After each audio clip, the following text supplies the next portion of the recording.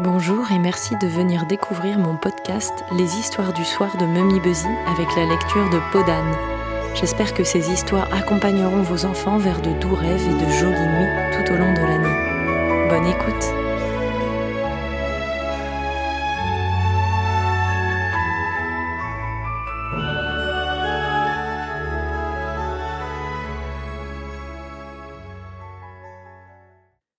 Il était une fois un roi qui était le plus heureux des hommes.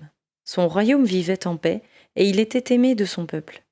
Il avait une femme aussi belle que vertueuse et une fille aussi resplendissante que sa mère. Ce roi possédait dans ses écuries un âne qu'il aimait tout particulièrement. Il avait la singulière vertu de couvrir sa litière de pièces d'or au lieu de la souiller.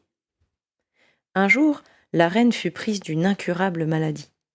Sentant sa dernière heure approcher, elle appela son époux. « Mon roi, promettez-moi de vous remarier avec une princesse plus belle que moi. » Après la mort de la reine, les grands seigneurs de la cour vinrent demander au roi d'avoir un héritier avec une nouvelle reine. Le roi, plein de tristesse, envoya des chevaliers à la recherche de la perle rare.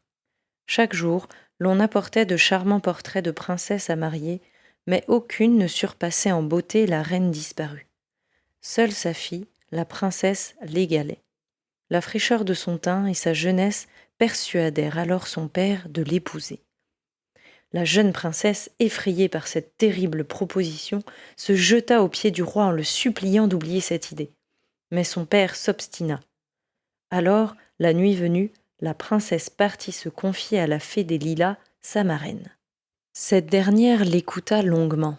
« Ma chère enfant, dis à ton père que tu acceptes de l'épouser s'il t'offre une robe couleur du temps. » La princesse fit ce que sa marraine lui avait recommandé. Mais le roi menaça tant ses tailleurs que ceux-ci revinrent bientôt avec une somptueuse robe bleu ciel, brodée d'oiseaux multicolores. Sur les conseils de sa marraine, la princesse demanda alors une robe couleur de lune. Dès le lendemain, les ouvriers du roi présentèrent à la princesse une robe étincelante de blancheur. Puis, elle demanda une robe couleur de soleil. Mais grâce aux bijoux que le roi leur avait confiés, les tailleurs confectionnèrent une robe plus belle encore que les précédentes. La princesse était désespérée. La fée, elle, ne s'avouait pas vaincue. « Demande au roi la peau de son âne, celui qu'il aime tant. Il ne pourra se résoudre à le tuer et tu seras sauvé. » La princesse courut alors chez son père, qui fut fort étonné de sa requête. Néanmoins, il n'hésita pas un instant, et dès le lendemain, la princesse recevait la dépouille du pauvre animal.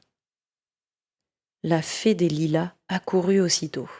« Ne désespère pas. Enveloppe-toi dans cette peau d'âne et quitte le palais au plus tôt. Voici une baguette magique qui te permettra d'appeler, quand tu le souhaiteras, ton coffre de robes et de bijoux. » La princesse embrassa sa marraine et s'enfuit le soir même, les joues noircies de suie, affublée de la vilaine peau d'âne. Quand le roi apprit la nouvelle, il fit partir plus de 1000 mousquetaires à sa recherche.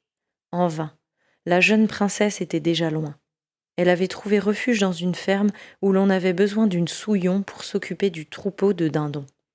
Tout le monde à la ferme se moquait de sa peau d'âne, sale et repoussante.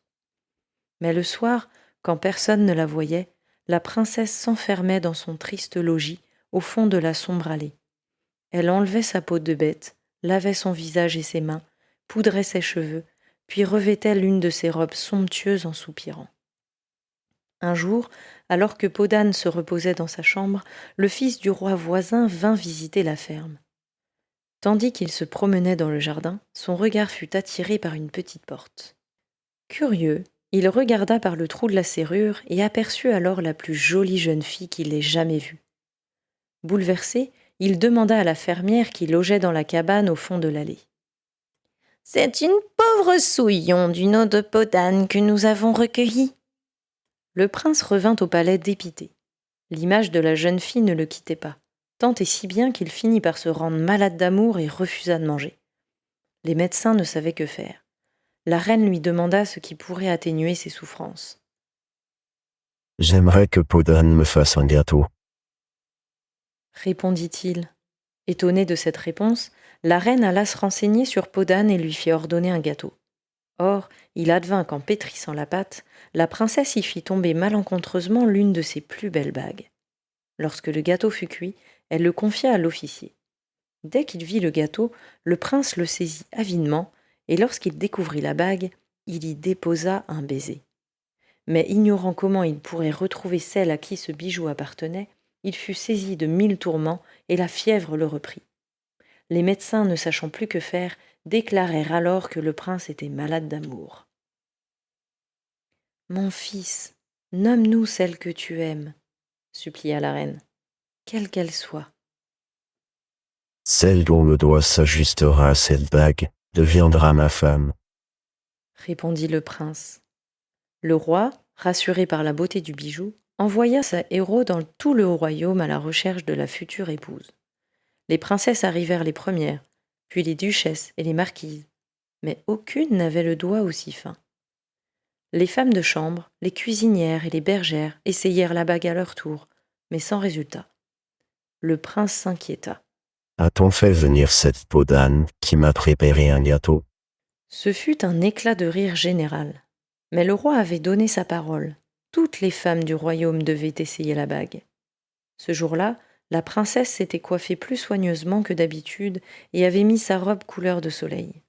Quand elle entendit l'officier frapper à sa porte, elle se couvrit en hâte de sa peau d'âne et le suivit. En arrivant au palais, la jeune fille fut la risée de tous, mais elle tendit sa main blanche et le prince ajusta la bague à son doigt sans difficulté. La peau d'âne glissa alors des épaules de la princesse et la jeune fille apparut dans une robe plus belle que toutes celles des demoiselles de la cour. Le prince se mit aussitôt à ses genoux et lui demanda de l'épouser. À ce moment-là, le plafond de la grande salle s'ouvrit et la fée des lilas parut. Elle raconta à tous l'histoire de la princesse. Le roi et la reine, charmés du choix du prince, envoyèrent immédiatement une invitation aux seigneurs des royaumes proches et lointains. Le père de Podane, lui-même remarié depuis à une reine fort belle, vint donner à la jeune fille son accord et lui demander pardon. Les noces furent somptueuses et les jeunes mariés couverts de présents. On dit que l'amour de ces époux durerait encore s'ils n'étaient pas morts 100 ans plus tard.